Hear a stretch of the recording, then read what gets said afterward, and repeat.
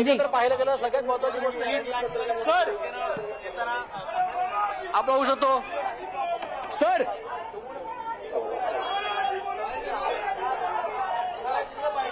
आणि ते बघू शकतो आपण त्याच चित्र इकडे निर्माण होता दिसतंय आणि तेच आपण बघू शकतो कारण इकडे आता धरपकड इकडे मोठ्या प्रमाणात सुरू आहे। ही आपण सध्याची लाईव्ह दृश्य बघतोय।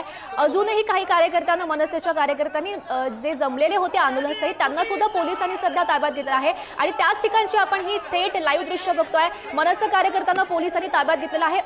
खरं तर हळूहळू जे काही मनसे कार्यकर्ते जमण्यास सुरुवात करतायत त्या प्रत्येकाला पोलीस अडवण्याचा प्रयत्न करतायत। कायदा आणि सुव्यवस्थेचा प्रश्न निर्माण होऊ नये म्हणून प्रत्येक कार्यकर्त्याला मनसेच्या पदाधिकाऱ्यांना हे त्यांना अडवण्याचा प्रयत्न केला जातो आणि त्यांना ताब्यात घेतलं जातं आणि त्या संदर्भातली आपण ही थेट लाईव्ह दृश्य बघतोय।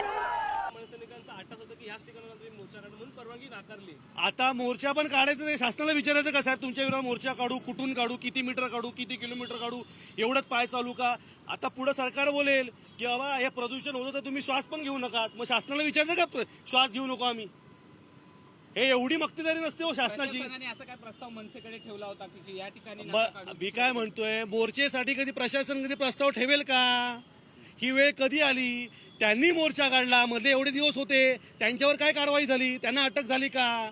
त्यांनी पण लोकांना वेठीस धरलं ना।